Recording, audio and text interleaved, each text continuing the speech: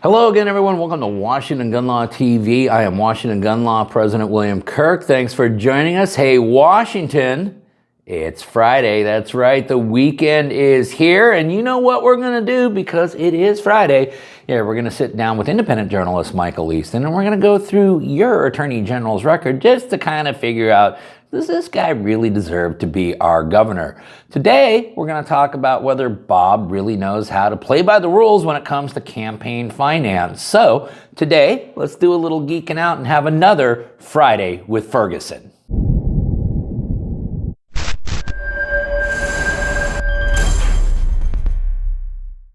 Okay, episode 4 of Friday with Ferguson. We took last week off, had to do a little bit of traveling. Michael Easton's going to be here with us in just a moment. We are talking about campaign finance and campaign finance violations, which appears to be a problem for the Ferguson campaign. Well, without further ado, let's bring Michael on board. Okay, everybody. Hey, just like I promised, we brought the guy with the receipts. That is Michael Easton. Michael, how you doing today? Wonderful. How you doing, sir? I'm doing really well. Hey, in case those that have been living under a rock don't know how to follow Michael Easton, why don't you tell our viewers real quick how they can follow you? You can follow me on Twitter at Michael Easton WA. Okay. Now, just to kind of get some prerequisites out of the way here, everything we're going to talk about today, we have brought the receipts for, and yes, they will all be linked up in the description box below. Is that right, Michael? Yes, sir. That is correct. Okay. It's another Friday. We're going to spend some time dissecting Attorney General Ferguson's record to see just how suitable he would be to be our governor. Today's myth that I want to discuss with you, Michael, is this. Bob runs a clean, above boards, ethical, honorable campaign. What do you think about that? That is absolutely false. Okay. Well, let's just start at the beginning and let's work our way down. Now, you were kind enough to send me a bunch of news articles that have actually documented the plights and plunders of Bob Ferguson as it relates to handling campaign money, because Bob appears to have an issue with that. Would you agree with that? Yes, sir. That is correct. Okay. I want to talk about one thing that actually got a lot of attention, and it was that Bob Ferguson had obtained a settlement based upon price fixing, as that I think it related to canned chicken. Correct. Okay. And if, in fact, those companies had been engaged in price gouging, which clearly they had been found liable of doing so, that would affect everybody, every consumer who ever purchased that product. At least that's how I see it mathematically. Am I missing something here? No, you're absolutely correct. In fact, when he filed this lawsuit, he had flat out said that this affected every person who ever bought chicken in our state. Okay. So then when he got, I think, what was it, around 24? What was the settlement on that? He has a number of ones out there, but he has settled for about $40 million. Okay, so he's got $40 million sitting in the state coffers, all because everybody in Washington had been victimized by this horrific price gouging. So how then did he divvy up the money to make sure it was equitably distributed amongst the victims of this price gouging? Well, first, what he had done was he had decided that he was not going to give those checks to everyone. He decided he was going to use a multiple of the poverty level. I think it was 3 or 5%, or 3 or 5 times, excuse me, of that multiple. And he was going to write those checks out to those people. So anybody who was above that amount of money, even though they were victims of that price fixing, they were not going to get reimbursed at all.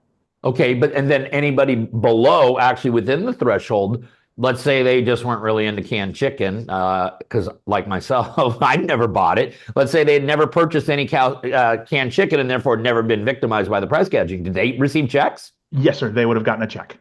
Okay. Now, how was this? Tell us again how this group was arbitrarily created. Bob had decided that he was going to give this amount of money to these people, looks like pretty much out of a whim. He originally had said that, like I said, that this was for everybody. And I guess for whatever reason, he decided that he was just going to go ahead and create this group.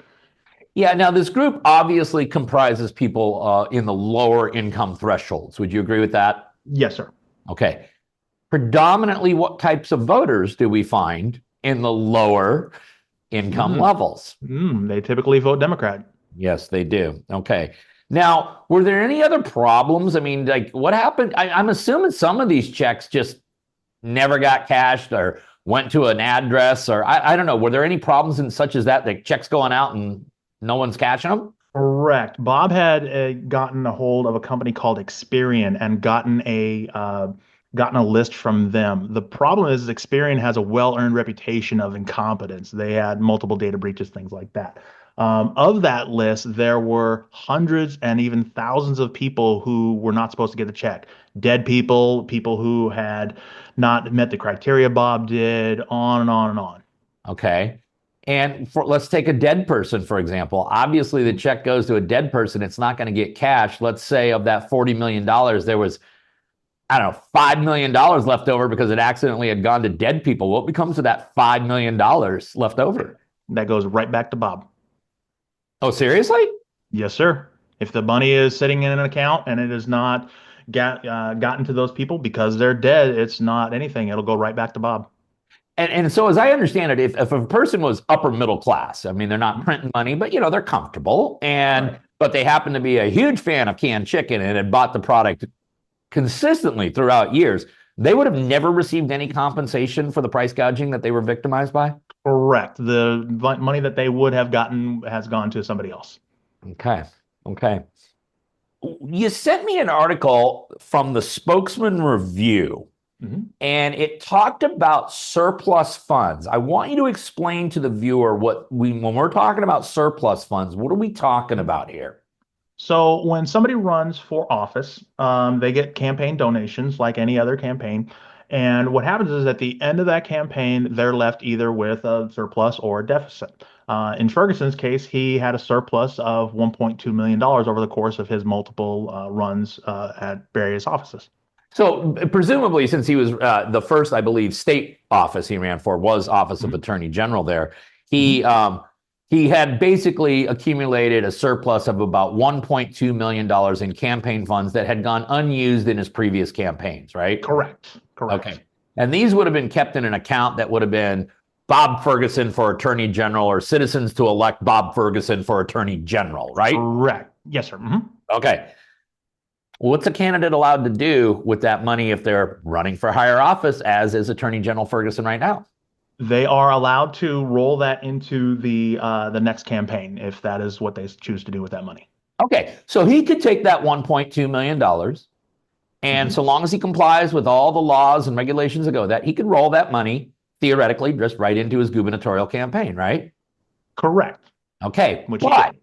are there some, I mean, they don't just let you roll a lump sum of money into a campaign account and not account for where the money came from. So there's got to be some constraints on how you can do this properly, right? Correct. Correct. There's multiple state laws on this. In fact, one of the state laws is that you have to reveal who those donors are and how much they donated. Okay, so if for example he's rolling $1.2 million into his gubernatorial campaign, and that $1.2 million could be earmarked to this list of 25 donors, then all he needs to do is tell everybody the PDC who those 25 donors were that gave him that $1.2 million. It seems pretty simple, right? Yep. Pretty simple, pretty straightforward. Yes, that is correct. Okay.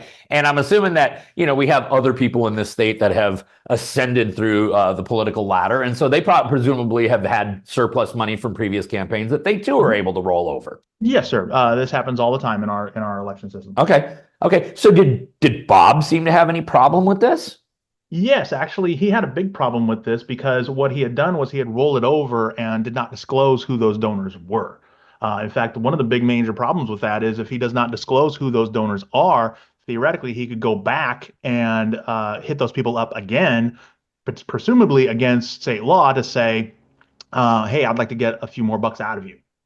Well, yeah, and so here's what I want to talk about. There was I think you may have been the one that actually responded on it. There was a tweet. I think Bob did it back in May, and it was talking about how he would never, ever, ever accept money from large corporations or Yes. anything like that. And I think you and somebody else jumped all over him. Why don't you tell the viewers about that? Yeah, he had tweeted on May 31st. He said, I refuse campaign contributions from corporate PACs and large corporations. I accept contributions from icon Barbara Streisand, however. Thank you, Barbara Streisand, for all of our support, blah, blah, blah, blah, blah. That was actually community noted that said Bob Ferguson's campaign has accepted donations from large corporations, including Boeing, BNSF, McDonald's, Microsoft, Walmart, et cetera, and gave a couple of links down there at the bottom to show where those donations came from. So that statement was patently false. Absolutely. And then, of course, in that $1.2 million that we're talking about him rolling over into the governor's campaign, he didn't want to disclose any of who those donors were. And it could have been corporations amongst that $1.2 million as well. Absolutely. In fact, I think that's probably one of the reasons why he just wanted to hide that a little bit. Well, yeah, and then of course, as people may recall, Bob had a primary challenger, and that was Mark Mullet out of Issaquah, state senator out of Issaquah, Yep. and apparently Mark had a problem with this also because we found a complaint filed. Is that right? Yes, in fact, he had filed a complaint and filed a complaint with the Public Disclosure Commission. He says it's fine for people to donate money to the state Democratic Party out of their surplus account, but you can't do it in return in quid pro quo for something else. He took issue with the amount of money and the fact that Bob was not disclosing all the information that he was legally required to. Yeah. When was that complaint filed? Do you remember? That was in June of 2024, June 10th. Okay. And so at this point, Bob is aware that, hey, listen, you probably need to disclose some additional information so that $1.2 million can stay in the gubernatorial account, right? Correct. Yeah. So how long does it take him then to actually disclose the donors? Almost 2 months. In fact, it was even mentioned by one of the PDC's folks who said, I was disappointed it took 2 complaints from the public, a formal investigation, and 2 months to provide the identity of persons whose contributions were transferred and the amounts of those individual contributions. But in the end, the public now has the correct information as required by the commission's interpretation of the law. Okay, so a person who claims to be all for governmental transparency was trying to be anything but transparent and basically had to have a gun put to his head before he finally gave up the names of the donors. Correct. He was really resisting that for a long time. Yeah, I know you went scouring through a lot of records, a lot of news stories and things like that. Have you seen any other significant candidate in Washington State for either party ever run into anything remotely close to this as far as a problem with the PDC? I found one. The big one that jumped out at me was I happened to stumble upon an article by Glenn Morgan over at We the Governed. Apparently, there had been 19 lawsuits filed by the Attorney General's office that he was basically forced to do because come to find out, what Bob was doing is giving basically what amounts to sweetheart deals for Democrats who were found to be doing campaign finance violations. Okay, well, that's a good segue because didn't he end up suing, I think it was Facebook actually, saying that they had been complicit in campaign violations, and then he tapped them out for how much was it? He said he wanted the maximum penalty, which was $24.66 million. So he sued Facebook for being complicit in what he believed to be campaign finance violations to the tune of $24.66 million? Correct. Okay. But then what was it that Glenn Morgan found out? Because I want you to go back over that again. Yeah, so Glenn Morgan had found out that there was a case involved where the Democratic Party and elsewhere in the state, I believe it was in Spokane, and there's a link down below where you can see the article, where they had basically done some campaign finance violations and had to settle for about $1,500. Mr. Morgan took issue with that and basically rattled the cage a little bit, forced Ferguson to file that lawsuit. That lawsuit was ultimately settled for $85,300. So someone that the Attorney General was only wanting to fine at $1,500 ultimately paid a fine of $85,000? Correct.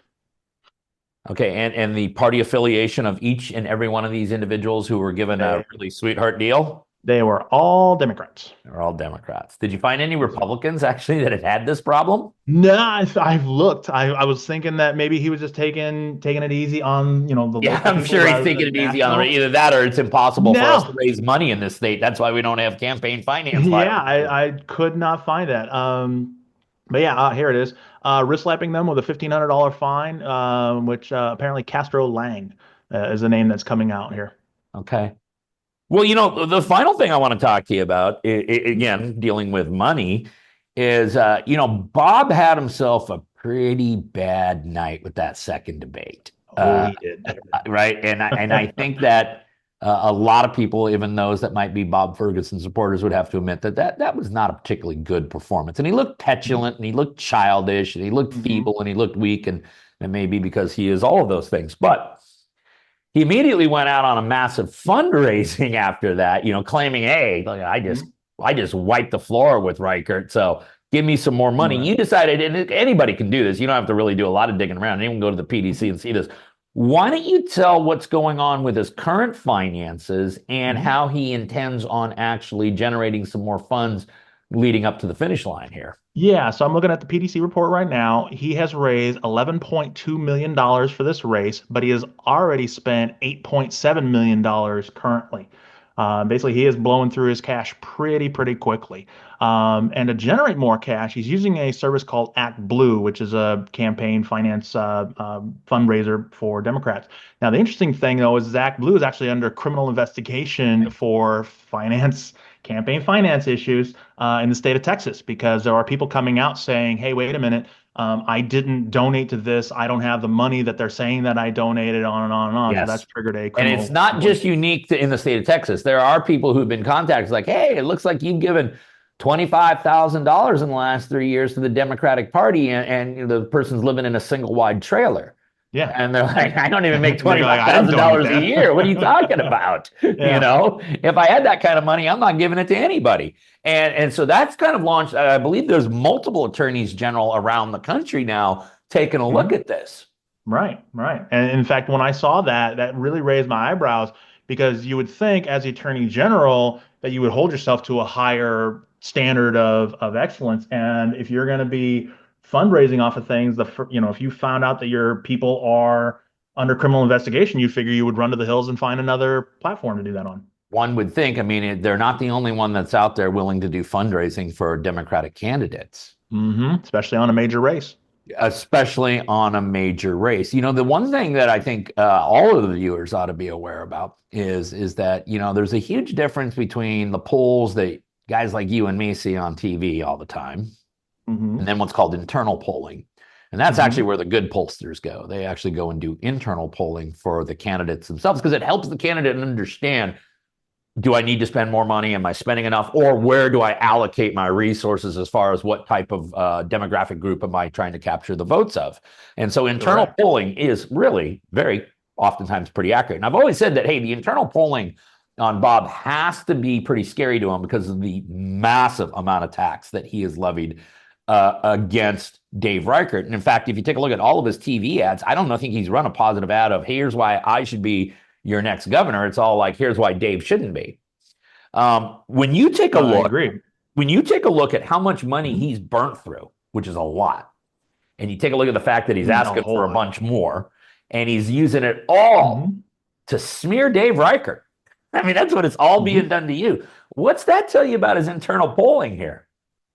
Yeah, to me, that says that his internal polling has to be horrible. He has to know that his public safety record is horrible, his tax record is horrible, that he's been caught in numerous lies, things that you and I have seen on here. It's a complete disaster. And when you're spending upwards of 80% of your money, and you're asking people for more and more money, one thing that me and anybody else would naturally think is, if you've blown through 80% of your money, how would you handle the tax money that the governor has to deal with? Are you going to and then you can go back and watch episodes 2 and 3, and everyone can understand exactly how Bob's going to be on that. All right, well, Michael, it is time to go full circle. The myth that we were exploring today is that Bob Ferguson runs a clean, above boards, ethical, and honorable campaign. And to that, you believe that is? That myth is completely false. All right, excellent. Tell my viewers once again how they can follow Michael Easton. You can follow me on Twitter at Michael Easton Wah.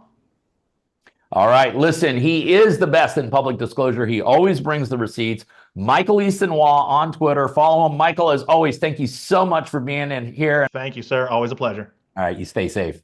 All right, well, there you have it. Listen, we're not going to tell you how to think, but we are going to give you all the stuff to think about, which means everything that we relied upon in this interview, everything that Michael relied upon in making his opinion, it's all linked up down below, so you don't have to believe us. You can go ahead and do the research for yourself. Listen, if you got any other questions about this or anything else related to what's left of our rights here in Washington State, you should know how to get a hold of Washington Gun Law by now, but if you don't, that's okay. That information's down there in the description box. If you got an idea for a video we should be doing around here, go ahead and tell us by clicking on that link right there. Let us know. It's probably better than any idea we're going to come up with. Maybe you just want to subscribe to our monthly newsletter. The ability to do that is all down there in the description box. And then finally, and most importantly, let's everyone remember that part of being the lawful and responsible gun owner, like we preach here all the time, is to know what the law is in every situation, how it applies to you in any instance that you may find yourself. Until next time, thanks for watching. Keep fighting, Washington, and stay safe.